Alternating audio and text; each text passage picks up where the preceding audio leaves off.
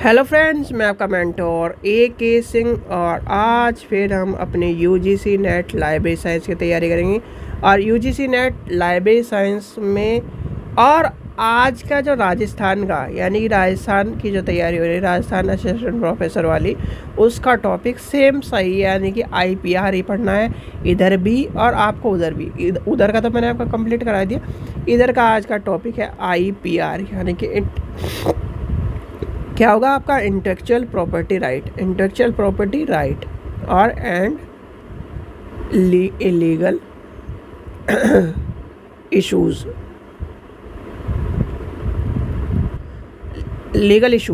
And categories conversation and trades laws. तो ये क्या है, यानी इसकी आगे की कहानी जो लिखी हुई है उसी में आपको सारे के सारे आपको क्या नाम ट्रेड्स पढ़ने हैं। जैसे अभी हमने पढ़े, आपको फिर दोबारा मैं पढ़ा देता हूँ क्योंकि अलग अलग क्लास देना है, इसलिए इम्पोर्टेंट है। क्योंकि बहुत सारी ऐसा होता है, अब मैं हूँ या फिर कोई भी हो भाई, जब तैयारी करता है तो वो ये सोचता है कि ये सीरीज़ चल रही है राजस्थान की, ये सीरीज़ चल रही है यूजीसी की, तो उसमें उसी हिसाब से बच्चों को जो तैयारी करता रहता है उसे तो पता रहता है कि एक ही सीरीज़ में आज एक क्लास करवा दी, पर इसलिए कराने सही नहीं है क्योंकि कन्फ्यूज़न हो जाती है कभी कभी। चलिए कोई नहीं, 5-6 मिनट का टॉपिक है, ज़्यादा बड़ा टॉपिक नहीं है, ज़्यादा से ज़्यादा मैक्सिमम 10 मिनट का टॉपिक होगा। सबसे पहली बात आती है आईपीआर है क्या।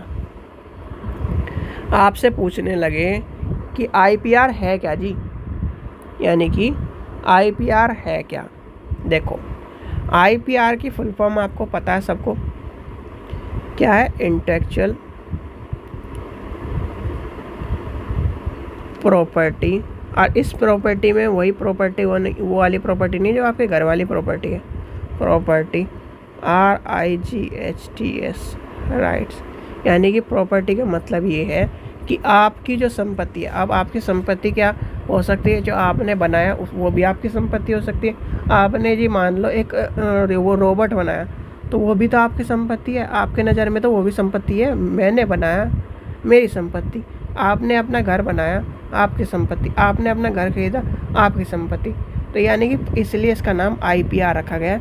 बहुत से बच्चों को इसका ये सोचे प्रॉपर्टी की बात हो रही है तो आईपीआर उसकी बात कर रहा है। यानी कि हम जो चीज़, यानी कि आप मान के चलो आप कुछ भी बनाओ तो उसे क्या कहोगे, प्रॉपर्टी के तौर पे मान के चलोगे, इसलिए इसका नाम आईपीआर रखा गया था। ठीक है, अब चलते हैं आईपीआर है क्या। देखो, बौद्धिक संपदा अधिकार उसे कहते हैं, हिंदी में से बौद्धिक संपदा अधिकार कहते हैं, यानी कि बौद्धिक संपदा अधिकार। क्या कहते हैं? बौद्धिक संपदा अधिकार।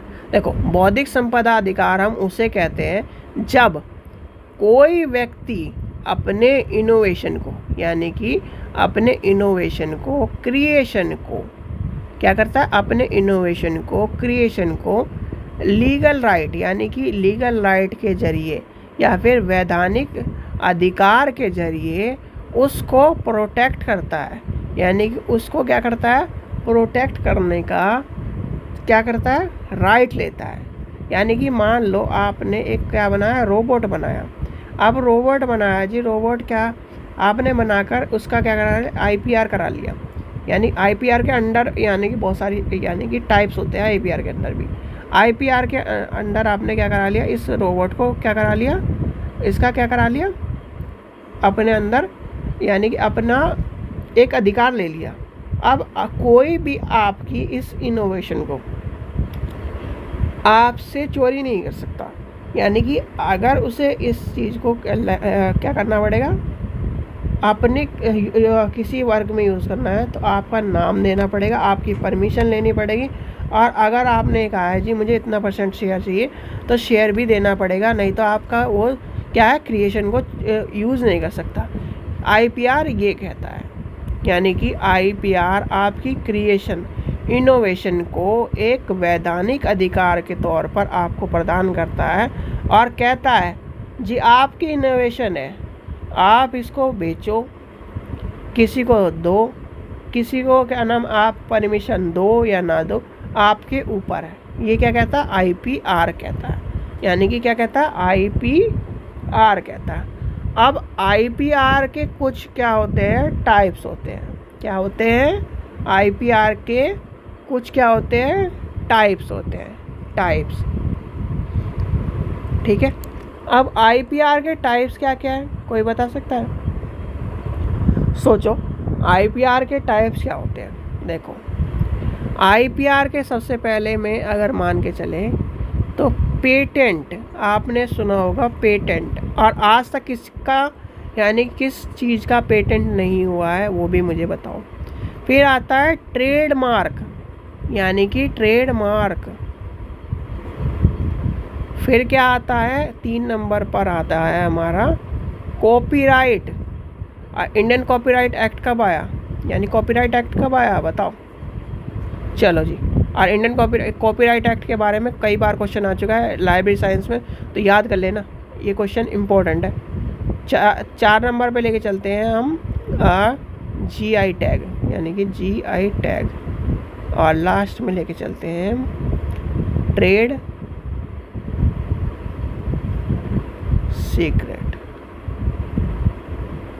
ठीक है, ये आ जाएंगे। तो यानी कि सबसे पहली बात आती है, यानी कि आपसे मैंने पूछा, यानी कि ये टाइप्स है, ये सारे के सारे क्या है, टाइप्स है। अब सबसे पहले आती है पेटेंट। पेटेंट क्या होता है, आपसे कोई कहने लगे पेटेंट क्या होता है। आप जब भी कहीं जाते हैं, यानी कि आप कहीं जाते हो, बहुत सारे स्टूडेंट या फिर बहुत सारे जो लोग हैं वो पिक्चर देखने जाते हैं, तो पॉपकॉर्न के साथ क्या लेते हैं, कोल्ड ड्रिंक लेते हैं, जिसे सॉफ्ट ड्रिंक कहते हैं, यानी कोल्ड ड्रिंक लेते हो। अब कोल्ड ड्रिंक का आपने कभी ये सुना है कि जी ये मिला लो और आपकी कोल्ड ड्रिंक बन जाएगी, या इस तरह से कोल्ड ड्रिंक बन जाएगी, सुना है कहीं? नहीं, क्योंकि उसका जो फॉर्मूला है आज तक पेटेंट नहीं कराया गया है। यानी कि पेटेंट क्या कहता है, पेटेंट की प्रक्रिया ये है कि आपने कुछ चीज़ बनाई, ठीक है, अगर उसे कोई चुरा ना ले, यानी कि अब क्या है, कोका कोला का फॉर्मूला को कहीं सीक्रेटली तरीके से रखा गया है और उसको सिर्फ 2 एम्प्लॉई हैं, यानी कि 2 व्यक्ति हैं, उन्हीं को पता है उसका फॉर्मूला, या फिर उसका फॉर्मूला उन 2 व्यक्तियों तक ही सीक्रेट है, ये कहा जाता है। ठीक है, अब 2 व्यक्तियों तक सीक्रेट है। अब किसी दिन किसी ने उसका, यानी कि मान के चलो आपने में से किसी ने कोका कोला जैसी चीज़ बनाई और उसका पेटेंट करा लिया। ठीक है, आपने क्या करा, पेटेंट करा लिया, तो क्या करेगा, यानी कि सब चीज़ का आपने जब कोका कोला का पेटेंट कराया, यानी आपने बना के कोका कोला का पेटेंट करा लिया, तो यानी कि दुनिया को पता चल जाएगा कि इसमें ये चीज़ मिलती है जी, ऐसे बनता है। ठीक है, अब क्या हुआ, वो पेटेंट, यानी कि इस कोका कोला ने तो पेटेंट करा रखा था, वो पेटेंट आपके नाम पे चढ़ जाएगा। क्या होगा, वो पेटेंट आपके नाम पे चढ़ जाएगा।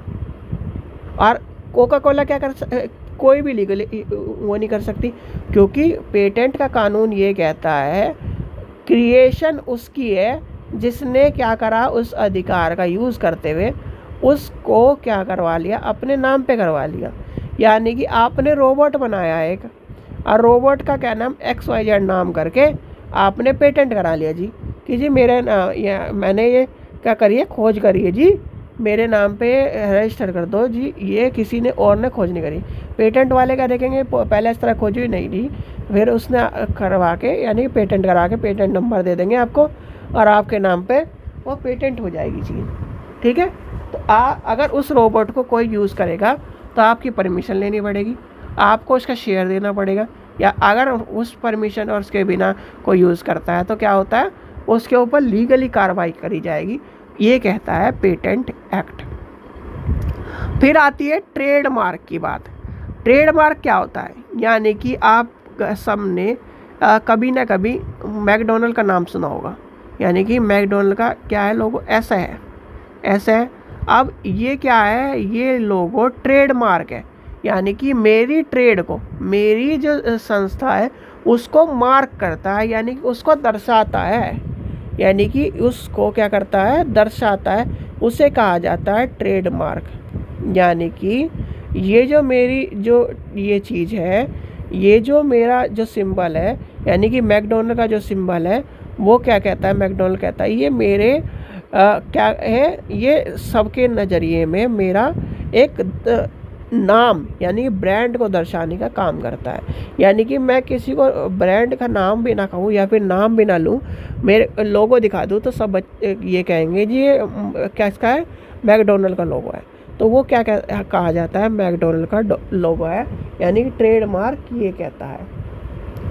अब ट्रेडमार्क के बाद आती है कहानी किसकी, यानी कि कॉपीराइट एक्ट की।